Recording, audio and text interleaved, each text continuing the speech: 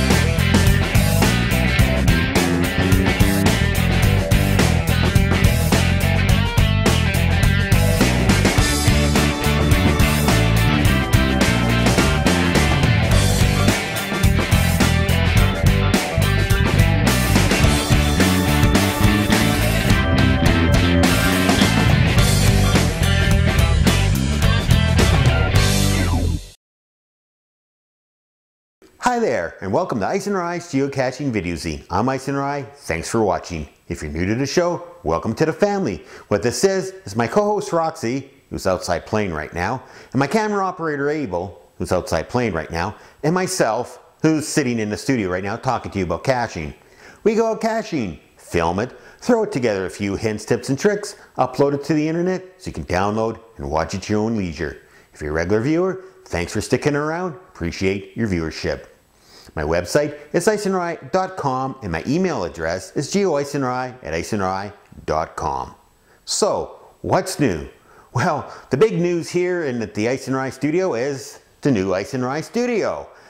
I have to thank all the financial contributors to this show because using your funds, I went out and purchased a proper colored green screen that I'm now using down here in the studio. So hopefully I can increase the quality of the show just that bit more. And I've also purchased some more lighting and a rather nice comfortable bar stool that I'm sitting on right now. And boy, it's, have I mentioned it, it's comfortable. And it just makes the show a little easier to do, and hopefully on your end it'll look better when it's done. Also, and tech news, those of you who follow me on Twitter and Facebook by now know about the saga of my iPod Touch. Yes, it has been now converted into a iBrick or an iPaperweight. It, well, let's just say it had an unfortunate run-in with a combination of hydrogen and oxygen and ceased to work. I shipped it off to Apple Tech Support to have them look at it, and they said due to the fact that it had a problem with hydrogen and oxygen, it cannot be repaired, so they sent it back. Thanks, guys. So I now have this absolutely lovely, wonderful iBrick paperweight. Now the unfortunate thing about all this is that I was using the geocaching application and I was really starting to enjoy it. Now granted, the geocaching application is made for the iPhone, so if you don't have a network connection, it's a little difficult at best, but there's quite a few Wi-Fi hotspots around here in the Prince George area where I could always sort of slide in and get the information. So the unit will be missed. However, I will go back to doing paperless caching the old-fashioned way, and that's with my good old Palm 120. The unit's a couple of years old now, started to show a little bit of wear and tear. I just might have to get on eBay and find another one. So it's easy enough to do. There's still quite a few of them around. In other tech news, I have an acquisition. It is this lovely contraption right here in my hand. This is the Flip Ultra HD Pocket Video Camera. Yeah, that's a lot of words. Basically, if you've been following me on Twitter, you know I fell in love with the Flip Minnow, but it was unavailable in Canada due to licensing issues with the H.264 codec and such. Well, finally, they are here. And at the same time they brought the Minnow up to Canada, they also introduced the new Ultra. Now, I won't get too much into the specs on these. I actually am planning an upcoming feature just on this little camera, so stay tuned to future episodes of the podcast. But let's just suffice, this is a absolutely wonderful little camera. I really enjoy it. I've already had it out caching with me. Matter of fact, on this episode of the podcast, I'm going to feature that footage. It's a rather funny situation I got myself into, but hey, I swear it probably happened to all of us before, and if it hasn't, you're lying. But the neat thing about this camera is that it's very simple to operate. Just a button on the side turns it on, hit a big red button on the back, and you're recording yourself. Now, one problem I've had with this camera is that since the viewfinder is out of sight, it's a little difficult sometimes to figure out if I'm in the shot or not. So I have to do quite a few retakes, but I'll figure this thing out in time. But boy, am I enjoying this little camera. The main event for this episode is going to be cache maintenance. Now, I filmed this a while back. However, fall is rolling into the Prince George area, and it's almost time to put some of our caches away for the winter time. And that's also a good time to check up on your caches, make sure they're still there, and make sure they're all in good shape. So in this episode, we got brand new field footage from the Ultra HD and a little bit of cache maintenance. So let's roll it off. Let's take this little sucker out in the woods and let's do some caching. Well, I'm up here in the College Heights area of Prince George. Guess what? I'm caching again. So, this particular cache we're looking for is by Prince George area cacher Stormcloud, and the cache itself is called Dog Walk Poker Cache number 1. As of this taping, he has 4 of these caches placed throughout the Prince George area, and they're all along popular dog walking trails. Now, the object of the cache is to find it, of course, and you grab a poker chip.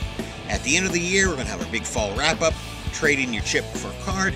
Whoever has the best poker hand wins a prize. So, the lights have faded and start to get a little dark here. We got about 400 meters to go, so let's grab the camera, the GPS receiver, and let's go find this cache. Dog Walk Poker Cache number 1 by Stormcloud.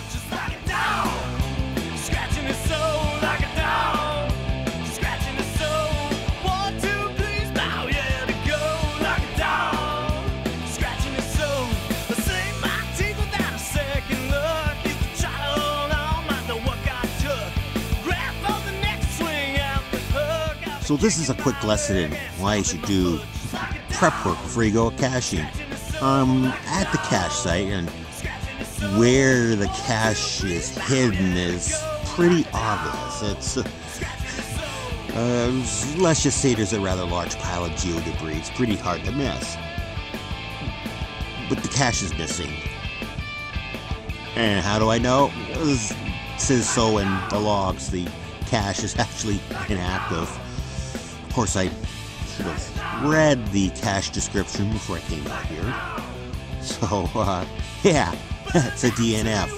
But right now there's nothing to find. So, we'll just chalk this one as a slight embarrassment. But great walk, lovely part of town. I've lived in Prince George for a very long time now, and I've never been into this part of College Heights. I'm really surprised at how green and how full of vegetation is in this area. It's actually quite a lovely little area. And next time, I actually should bring the kids with me. But that about wraps it up for this cache. So we're gonna move your way back to the van and see what's next. So there you go. Some of the first caching footage shot with my new Flip Ultra HD camera. This thing is absolutely great. And if you're really curious, what I was using to hold the camera in place was this very flexible tripod called a Gorillapod. And I have to thank Daryl W4 for the heads up on that one. That is one crazy little tripod. That thing is amazing. And the one I have is the standard sizes for small cameras like this and the small point and shoot digital cameras, and they go all the way up to some monstrosities that are actually designed to hold SLRs with some really big lenses on them. So Daryl, thanks for the heads up on the tripod, and for the rest of you viewers, stay tuned for an upcoming episode of the podcast where I'll do a full-blown review of this nice little camera. This thing is great. Every cacher should have one, period. Okay, now it's time for our main event. So cache maintenance. As cacher Pablo likes to say, a necessary evil. Back in the springtime, there was a couple caches I was a little concerned about, so I had to go out and check them out, make sure that some of them were still there and that others were still accessible and workable. And I figured, let's bring the camera along. So I was going to roll the footage, sit back and enjoy a little bit of cache maintenance on a rather rainy Saturday afternoon back in the spring here in Prince George. Cache maintenance, a very important part of caching. I mean, hey, we all like to go out and find caches, but we also like to place caches. And part of your responsibility as a cache placer, a cache owner, is to make sure that your caches are in good shape and are still out there. So every spring I like to make rounds, go check out most of my caches and see how they're doing, see how they survive the winter. So I'm going to take you on a tour today of some of my own caches, and right now we're just in the parking lot of our local high school, and about 80 meters behind me is one of my PG View caches, PG View number 3. It's one of my old school caches because A, it's near one of the older schools in town, and B, it's a classic method of hiding a cache. Now this cache has actually received some recent log entries that I had a couple of DNFs. Some people think it might actually be missing now because there was quite a bit of cleanup behind me a few weeks ago. And those who have found it said that the logbook is very, very wet. It sounds like it didn't survive the winter too well. So I'm going to go track it down, see if it's still there. If it is still there, I'm probably going to have to take it back to the Icenrye studios for some serious rehab, put it in a new container or anything. But it's behind me. We got the camera. It's raining out. Ha! Yes, oh well. The joys of caching. So hopefully I can keep the camera dry. And let's go find this cache.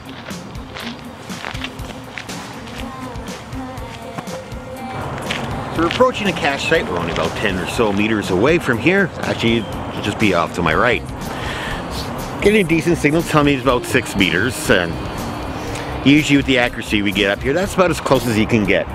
Now where this cache is located, it's on a bank overlooking Message Place Stadium, which is our large track and field facility. Actually, this was the home of the 2003 Canadian National Agility Championships, which I was lucky enough to compete in and had a wonderful time. So I'm going to have a quick look, see if the cache is around, and I'll get back to you and let you know how things go. Well, unfortunately, it looks like this one has gone missing.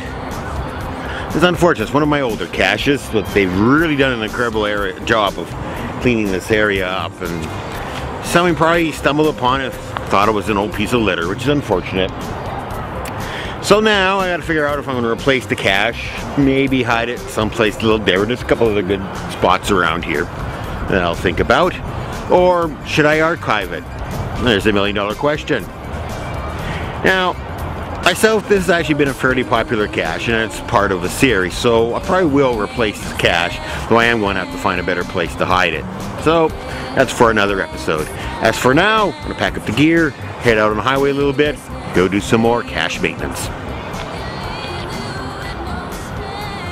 I'm now near another one of my caches. This one I have a lot of fun with. This is Icenrye's key to a good cache. You may remember a few episodes ago, I was in the process of hiding this cache, actually filming an episode just around this spot. So here's the key. Of course, I have my own master pair, and just here to make sure that the lock's still working. So I have had some logs saying that the lock was a little sticky. So I got some good lubricant here. This stuff works wonders. I've used it on all kinds of things, and the lock's a little stiff. This should just free it right up. Yes, master locks, they can survive a shot from a rifle, but they have trouble surviving a Prince George winter. Anyway, the cache is about 50 meters off into the woods, so got my GPS. You know, it's in a tree somewhere, but there's a lot of trees around here. It's been a while since I've seen it, so we're gonna go off and we'll introduce you to the hiding spot, or at least as close as I can get you. Well, success. Here it is.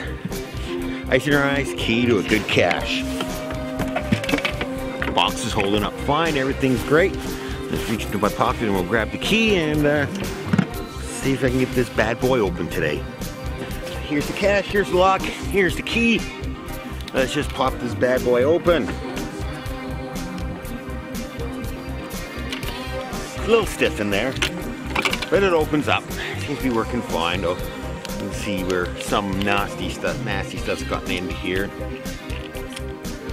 Lock isn't quite closing properly, so we'll just throw some lube on that and take care of it. But while we're here, let's pop this bad boy open and see how things are doing on the inside.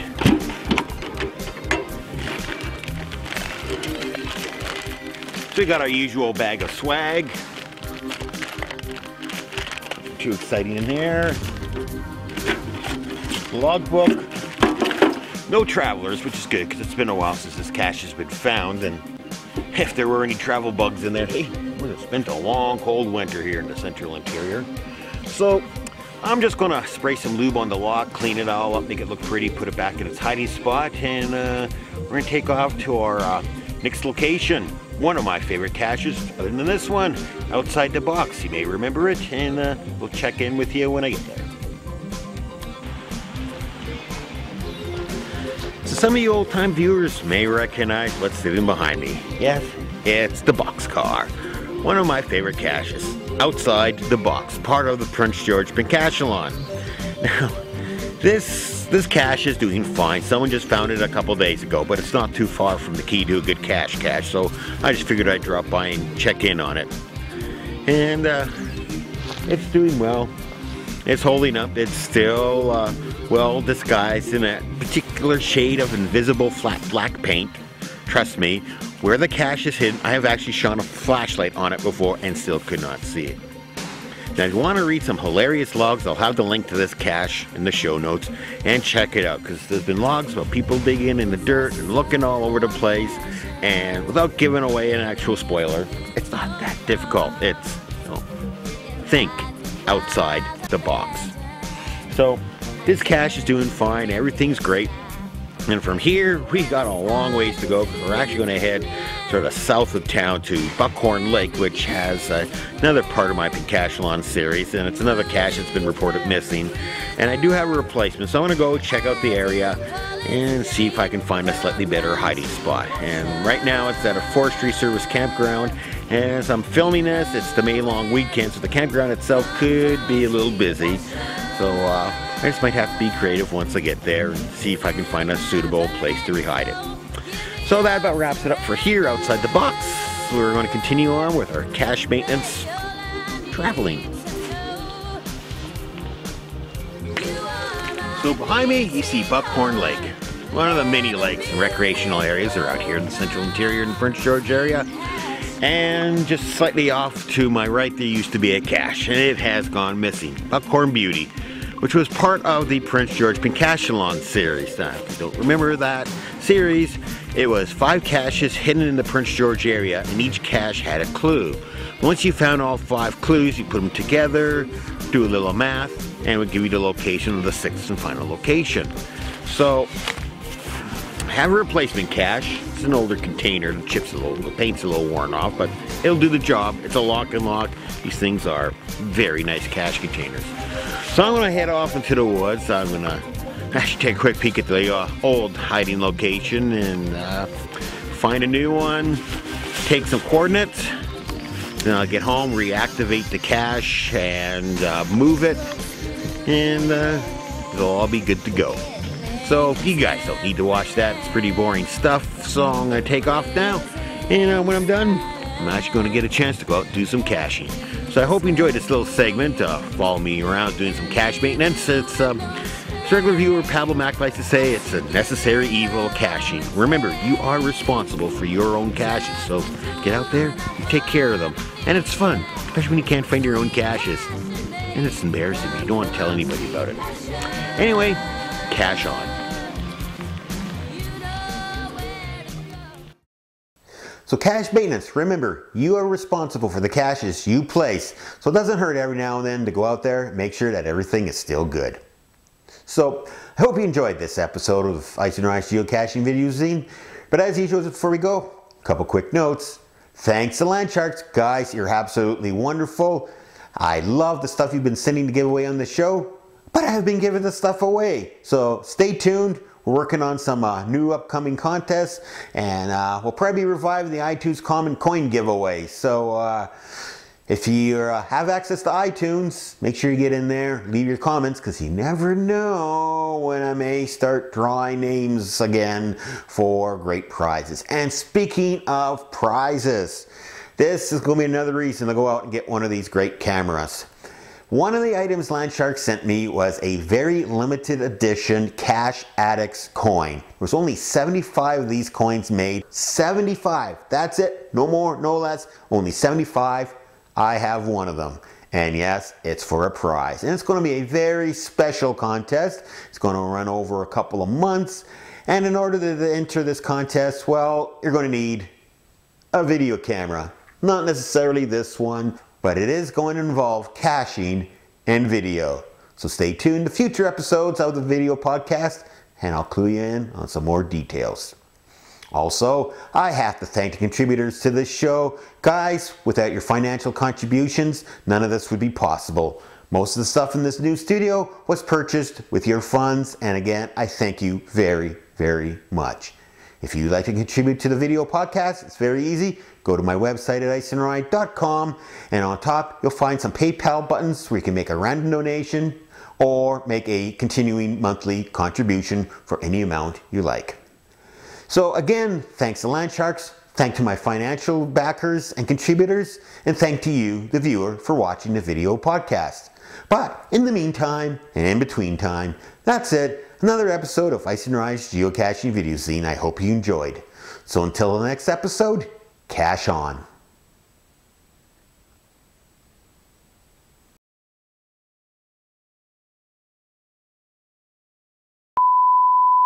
Okay, I'm not going to record quite yet because there's a big truck coming along. So we're just going to wait for this thing to go by. It's going to make a hell of a lot of noise.